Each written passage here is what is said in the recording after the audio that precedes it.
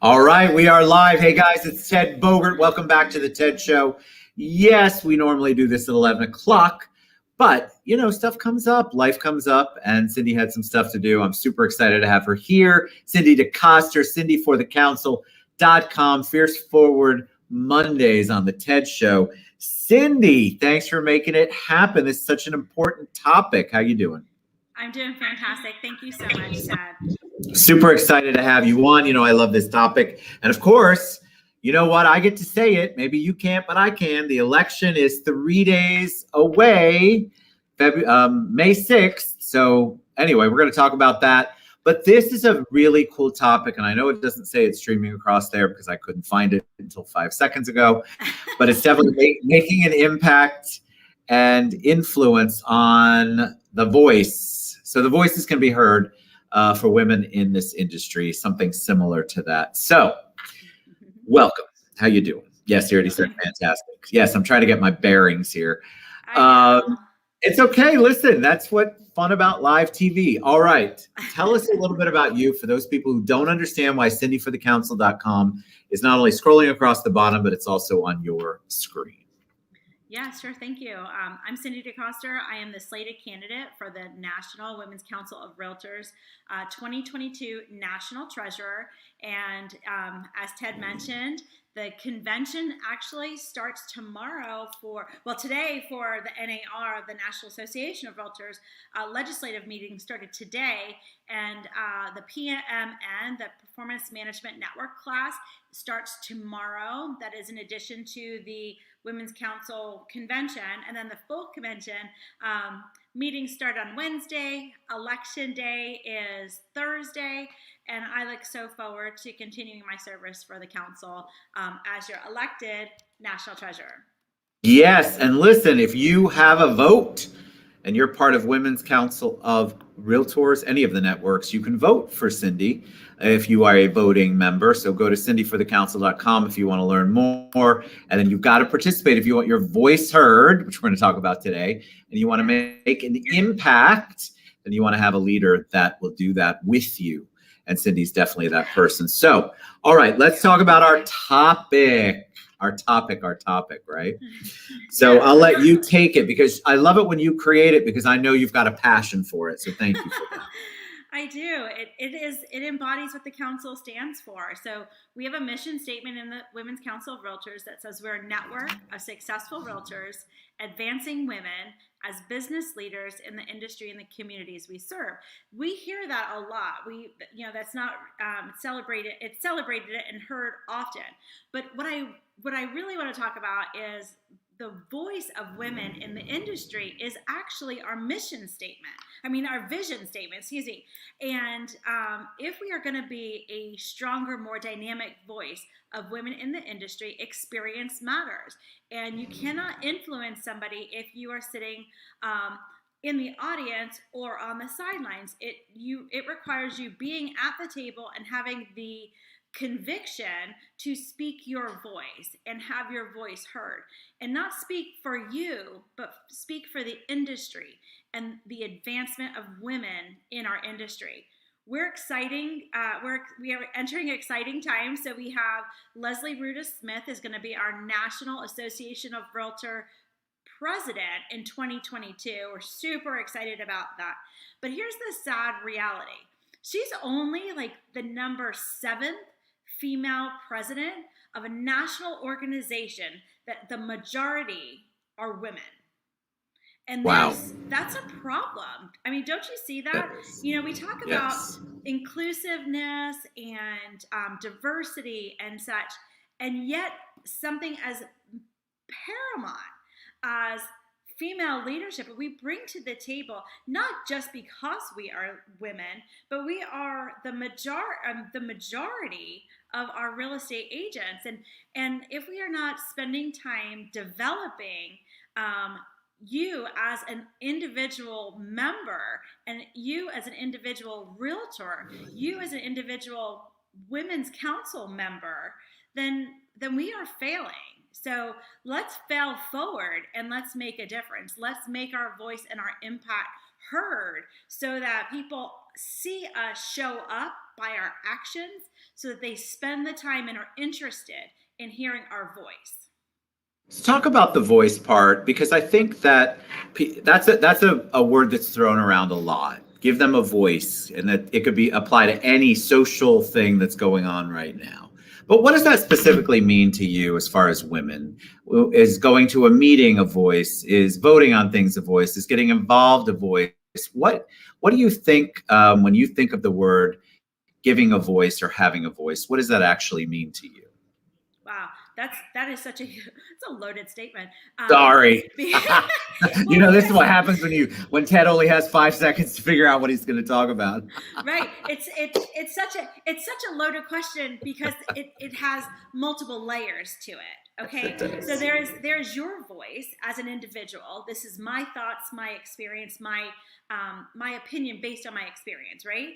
However, when you are the voice of women in the industry, you have to have a collective voice. You have to think not just about you, Ted, or you, Cindy, or you, general member. It is all members, the greater good, and creating the voice that when others are not strong enough to speak up. How many times do we hear, and I laugh because I hear it all the time, you have to go along to get along, right? We heard that, right? Yep. And yes, go along in the sense of the greater good. Do you know what I mean? Once I your do. voice is heard, so that there's two different layers to that. Does that make sense? Yes, Yeah. I agree. So again, I think the voice of women in real estate is not Cindy's voice. It is not Ted's voice. It is the collective voice for the greater good. What are we passionate about? What are our major issues? RPAC is an incredible voice for home ownership. It is not for Orlando Regional Association or Osceola County Association. It is for the industry. It is for the home ownership of every G public out there buying and selling their homes. And so that's, the voice of RPAC is that There she is. collective. Sorry. No, you're good. You're good. You're good. That's the voice that we need to think about. We need to think about what is the greater good. Sure, everybody would, can't help but form their own opinion based on their own experience. But then you have to, as a leader, it is important that yes, we have our filter and we can't take that lens off, right? However, you have to size it into everybody's lens and then make a collective decision through collaboration and bringing that unified message forward. That's what being the voice of women in real estate's about. So we had this question a while back, and I'm not sure if I asked it because we've been doing the show for a while, but it came up again, and I wanted to hear your answer now that we're getting close. We're getting really close to the election. What does Women's Council of Realtors do for Cindy4TheCouncil? Oh my gosh. One, again, loaded question. Lots of stuff, and you've talked about it before, but I actually had people message me over the last couple of weeks, and I keep meaning to bring it up, and I keep forgetting, of course. But that has been a big question. Like, I think that people look at you and think, all right, leader, successful, running around crazy like we all are, but why Women's Council when there's, I don't know, 100 other organizations out there? There's other things that you could be devoting your time to. And it's a time investment. This isn't something that is, you just kind of show up and then you hope for the best. This is something that you really want to get involved with. But why for you? Why is this so important to Cindy as a human?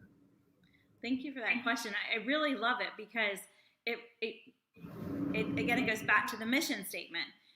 We're a network of successful realtors. So when you're a transactional realtor, right? So we're buying and selling, helping people invest in real estate. That is addition. One person helping one family close one home equals one transaction. When you're dealing with the Women's Council of Realtors, It is a professional organization of collective, successful realtors working together using our collective experiences to advance women as business leaders, which again, if you are a realtor to a real estate brokerage owner, you the success of the industry is paramount, right? So advancing women as business leaders, you're a leader in your own transaction or you're a leader in your own company. Where are you going to lead? In the industry and the communities that we serve. It just speaks to the core of why I got into real estate. And when I joined the council, it was during the economic crash. And I was a successful realtor from the get-go, right? So I was blessed in that respect, that I plugged in. I take direction well. I'm a team player, so I know to follow my coaches, right? But when the economy crashed, nothing was working, and all of a sudden, it was like all the plays in our book did not work. So what do you do? Do you either roll up your cleats and you go home, or do you plug in and find a new game book, right? Well, I found that to be the council. The council was the new game book for me. They were sharing business ideas that helped catapult my business back to being a successful realtor again. And to me, that is why I got involved. It's not the ladies at lunch or the knitting club and learning how to be social and like. I don't have time for that. I needed and wanted business ideas that would change my business.